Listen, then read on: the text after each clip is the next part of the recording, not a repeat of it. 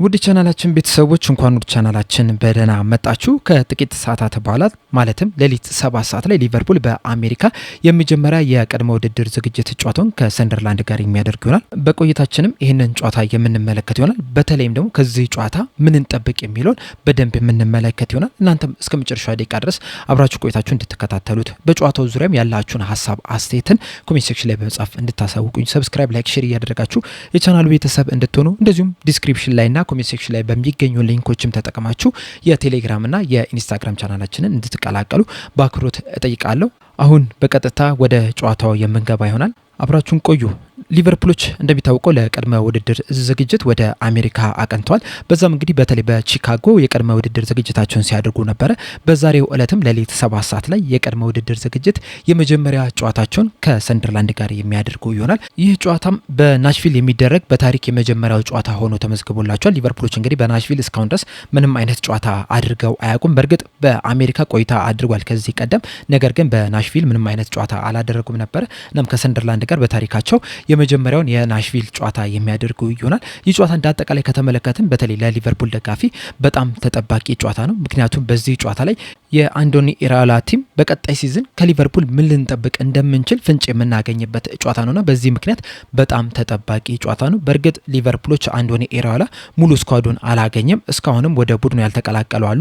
ለምሳሌ አሁን እነ አሌክሳንደር ኢሳክ፣ ራያን ግራቨንበርግ እንደዚሁም ፍሎሪያን ቪርትዝ በቀጣይ ቀናቶች ነው ቡድኑን የሚቀላቀሉት። ከነሱ በተጨማሪም አሊሰን ቤከር፣ ቨርጂል ቫን ዳይክ እንደዚሁም ደግሞ ኮዲ ጋክፖ በአሜሪካ ቡድኑን አይቀላቀሉም። ሊቨርፑሎች ወደ አንፊልድ ሲመለሱ ወደ ሊቨርፑል ሲመለሱ ነው ቡድኑን የሚቀላቀሉትና እስካሁን ድረስ ሙሉ ስኳዱን አላገኘም። እንደዛም ቢሆንም ግን ባሉት ተጫዋቾች የአንዶኒ ኢራኦላ ቡድን ምን ሊመስል እንደሚችል በተወሰነ መልኩ ፍንጭ የምናገኝበት ጨዋታ ነውና በዚህ ምክንያት እንግዲህ ተጠባቂ ጨዋታ ያደርገዋል። ከዚህ በተጨማሪም ደግሞ አንዳንድ ተጫዋቾችን ለመጀመሪያ ጊዜ የምንመለከትበት ጨዋታ ነው የሚሆነው። በዚህ ጨዋታ ላይ እንግዲህ 26 ተጫዋቾች ለጨዋታው ዝግጁ ናቸው። ከነዚህ 26 የተጫዋቾች ስብስብ ውስጥ ደግሞ የወጣቱ ቡድን ተጫዋቾች አሉ። ለምሳሌ ጆሹዋ አቤ አሉ፣ እንደዚሁም ደግሞ ጀረሚ ዣኪም ተካቶበታልና በዚህ ጨዋታ ላይ እነዚህን ተጫዋቾች ለመጀመሪያ ጊዜ የምንመለከታቸው ይሆናል። ቅድም እንዳልኳቸው እንግዲህ 26 ተጫዋቾች ለዚህ ጨዋታ ዝግጁ ናቸው። እነዚህም ደግሞ ግብ ጠባቂ ላይ ማማርዳሽቪሊ፣ ውድማን፣ ዴቪስ እና ሃል ናቸው። በተከላካይ ስፍራ ላይ ጆ ጎሜዝ፣ ጀረሚ ዣኪ፣ ኑዶኬ፣ ኒዴያ፣ ኬርኬዝ፣ ሲሚካስ፣ ፍሪምፖንግ፣ ቻምበርስ፣ ራምሲ እና ስካኖሊ ተካቶበታል። በአማካኝ ስፍራ ላይ ሳቡዝ ላይ ከርትስ ጆንስ፣ ኤሊየት፣ ናዮኒ እና ማኮኔል ናቸው። በአጥቂ ስፍራ ላይ ደግሞ እንጎሞሃ፣ ፌዴሪኮ ኬዛ፣ ሞሪሰን፣ ዊሊያም ራይት፣ ጆሹዋ አቤ፣ ኮማስ እና ሶኒ ላምባ ተካቶበታል እና እነዚህ ተጫዋቾች እንግዲህ እየተፈራረቁ በዛሬው ጨዋታ ላይ የሚጫወቱ ይሆናል። ሊቨርፑሎችም እንግዲህ በዚህ ጨዋታ ላይ ሁለት አይነት ስኳድን ይዘው ይገባሉ ተብሎ ይጠበቃል። የመጀመሪያው አጋማሽ ላይ አንዱ ቡድን ሲጫወት፣ ሁለተኛው አጋማሽ ላይ ደግሞ ሌላኛው ቡድን ይጫወታል ተብሎ ይጠበቃል። ምናልባትም አንዳንድ ተጫዋቾች ደግሞ 30 ደቂቃ ብቻም ሲጫወቱ ልንመለከት እንችላለን። በተለይ የመጀመሪያ የቅድመ ውድድር ዝግጅት ጨዋታቸው እንደመሆኑ መጠን ከ45 ደቂቃ በላይ የሚጫወት ተጫዋች ይኖራል ተብሎ አይጠበቅም። እናም በመጀመሪያው አጋማሽና በሁለተኛው አጋማሽ ላይ የሚጠቀሙት ቡድን የተለያየ ቡድን ሆኖ ይሆናል ተብሎ ነው የሚጠበቀው። ስለዚህ በመጀመሪያው አጋማሽ ላይ የሚጠቀሙት ቡድን ከዋናው ቡድንና ከወጣት ቡድኑ የተቀላቀሉ 11 ተጫዋቾችን ይሆናል ተብሎ ነው የሚጠበቀው። በተመሳሳይ መልኩ ሁለተኛው አጋማሽ ላይም ይህንን ታክቲክ ይጠቀሙበታል ተብሎ ነው የሚጠበቀው። በእርግጥ አንዳንድ ጊዜ አንዳንድ አሰልጣኞች የመጀመሪያው አጋማሽ ላይ ዋናውን ቡድን ይጠቀሙና ሁለተኛው አጋማሽ ላይ ደግሞ ቤንችና ወጣት ተጫዋቾችን የሚቀላቅሉበት ሁኔታ ሲፈጠር ተመልክተናል። በዚህ ጨዋታ ላይ ግን አንዶኒ ኢራኦላ እንደዛ ያደርጋሉ ብዬ አልጠብቅም። ምክንያቱም ደግሞ በመጀመሪያ ደረጃ በወጣት ቡድኑ በዋናው ቡድን ላይ መጮት የሚችሉ በጣም ጎበዝ ተጫዋቾች አሉ። ሲቀጥልም ደግሞ ከዚህ ቀደም በሰጡት ጋዜጣዊ መግለጫ ላይ እንደተናገሩትም ከሆነ በሚቀጥለው የውድድር ዘመን በተለይ በአራት ውድድሮች ላይ ስለምንሳተፍ ሙሉ ቡድኑን መጠቀም እፈልጋለሁ የሚል አስተያየትን መስጠታቸው አይዘነጋምና ምናልባትም በዚህ ጨዋታ ላይ ሙሉ ቡድኑን ለቀጣይ ሲዝን እንዲጠቀሙበት ከፈለጉ እነዚህን ወጣት ተጫዋቾች እንደዚህን ቤንች ተጫዋቾችን ኮላብሬት አድርጎ መጠቀም መቻል አለባቸው። ከወዲሁ ከዋናው ቡድን ተጫዋቾች ጋር እንዲላመዱ ማድረግ መቻል አለባቸውና በዛም ምክንያት በዚህ ጨዋታ ላይ በመጀመሪያው አጋማሽ ላይ በሁለተኛው አጋማሽ ላይ ከወጣትና ከዋና ቡድን ቀላቅለው ያጫውታሉ ተብሎ ይጠበቃል። በዚህ ጨዋታ ላይ እንዳጠቃላይ ከተመለከትን ብዙ ነገሮችን አንጠብቅም። ምክንያቱም የመጀመሪያ ጨዋታቸው ነው።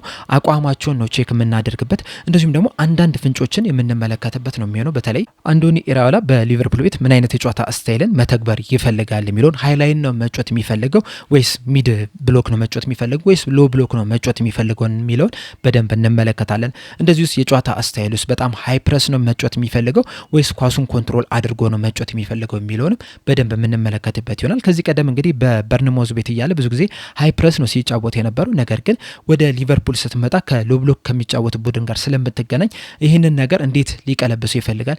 ወደ ሊቨርፑልስ ከበርንማውዝ ጋር ሲጠቀምበት የነበረውን የጨዋታ ስታይል ወደ ሊቨርፑል ያመጣዋል የሚሉ ጥያቄዎችን መልስ ልናገኝባቸው የምንችላቸውን አንዳንድ ፍንጮችን ልንመለከት እንችላለን። እንደዚሁስ እያንዳንዱን ተጫዋችስ እንዴት ነው መጠቀም የሚፈልገው የሚለውን ራሱ በዚህ ጨዋታ ላይ ፍንጭ ልናገኝበት እንችላለን። በተለይ አሁን የርገን ክሎፕ እያለ ሊቨርፑሎች ትሬንት አሌክሳንደር አርኖልድን እንዴት ሲጠቀሙበት እንደነበረ ሁላችንም መመልከት ችለናል። አንዲ ሮበርትሰንም እንዴት እንደሚጠቀሙበት፣ እነ ሞሐመድ ሳላን፣ እነ ፈርሚኒዮን፣ እነ ማኔን እንዴት ሲጠቀም እንደነበረ ሁላችንም እናውቃለን።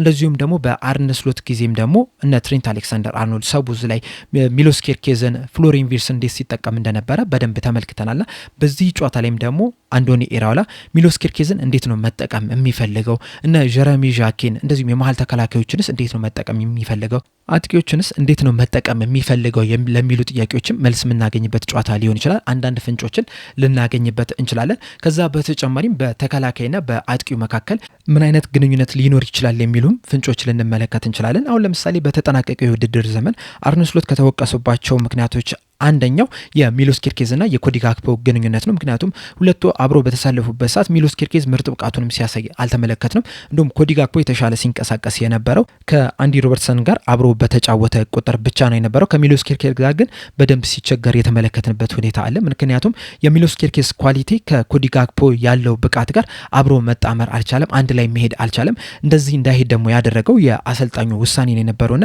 ከዚህ በኋላ አንዶኒ ኢራኦላ ሚሎስ ኬርኬዝ ከግራ ክንፍ አጥቂው ጋር ምን አይነት ግንኙነት እንዲኖረው ሊያደርግ ይችላል፣ የሚሎስ ኬርኬዝስ ሚና ምን ሊመስል ይችላል የሚለውን በደንብ የምንመለከትበት ጨዋታ ሊሆን ይችላል። ምክንያቱም ሚሎስ ኬርኬዝ በበርንማውዝ ቤት እያለ በአንዶኒ ኢራኦላ ስር በጣም ምርጥ ብቃቱን አስመልክቷል። አሲስት ሲያደርግ ተመልክተናል፣ ጎሎችን ሲያስቆጥር ተመልክተናል፣ በጣም ሃይ ፕረስ ሲያደርግ ተመልክተናልና በዚህ ሰዓትስ አንዶኒ ኢራኦላ የሊቨርፑል አሰልጣኝ ከሆነስ በኋላ የሚሎስ ኬርኬዝ ሚና ምን ሊመስል ይችላል የሚለውን ፍንጭ ልንመለከት እንችላለን።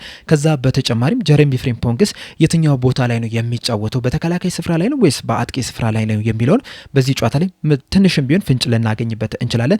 እንደዚሁም የመሀል ሜዳ ተጫዋቾችስ ምን አይነት ሚና ይኖራቸዋል የሚለው ራሱ በዚህ ጨዋታ ላይ ፍንጭ ልንመለከትበት እንችላለን። በተለይ አሁን በበርንማውዝ ቤት እያለ ታይለር አዳምሰንና አሌክስ ስኮትን እንዴት ሲጠቀምባቸው እንደነበረ ሁላችንም ተመልክተናል።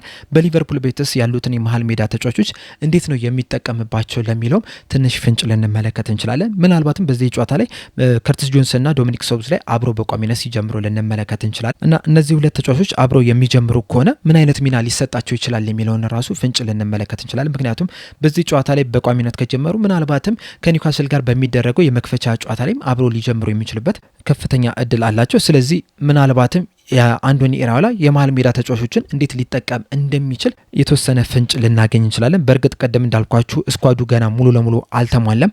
ምናልባትም ስኳዱ ሲሟላ የጨዋታ ስታይላቸውን በተወሰነ መልኩ የጨዋታ ስታይላቸውን ሊቀይሩ ይችላሉ። እንደዛም ቢሆኑ ግን ከፍተኛ ለውጥ ያደርጋሉ ተብሎ አይጠበቅም። እንደዚሁም ደግሞ የቅድመ ውድድር ዝግጅት ላይ መሰረታዊ ነገሮችን የምትማርበት ራስን የምታዘጋጅበት ስለሆነ የተወሰኑ ፍንጮችን በዚህ ጨዋታ ላይ ከተመለከትን ምናልባትም በቀጣይ ዓመትም በዋነኝነት ይህንን የጨዋታ ስታይል ሊጠቀሙ የሚችሉበት ከፍተኛ እድል አለ። እናም ይሄ ከሰንደርላንድ ጋር የሚደረገው የናሽቪል ጨዋታ ለሊቨርፑል ደጋፊዎች በጣም ወሳኝ የሚባል ጨዋታ ነው። በጉጉትም ሲጠበቅ የነበረ ጨዋታ አንዶኒ ኢራኦላንም በሜዳ ላይ ሊቨርፑልን እየመራ ሲገባ እንመለከተዋለን። እንደዚሁም ደግሞ ጀረሚ ዣኪም ለመጀመሪያ ጊዜ በሊቨርፑል ማሊያ ጨዋታውን የሚያደርግ ይሆናል። እናም በአጠቃላይ በዚህ ጨዋታ ላይ እነዚህን ነገሮች የምንጠብቅ ይሆናል። እናንተስ ተጨማሪ በዚህ ጨዋታ ላይ እጠብቀዋለሁ የምትሉት ነገር ካለ መልሳችሁን፣ ሀሳባችሁን እንዳለ ኮሜንት ሴክሽን ላይ በመጻፍ አሳውቁኝ። ለአሁን ግን እዚህ ላይ አበቃው። እስከ መጨረሻ ደቂቃ ስለተከታተላችሁኝ ከልብ አመሰግናለሁ። በቀጣይ በሌላ እስከምንገናኝ ድረስ ግን ሰብስክራይብ፣ ላይክ፣ ሼር ማድረግ እንዳትረሱ። ቸር ያቆየን።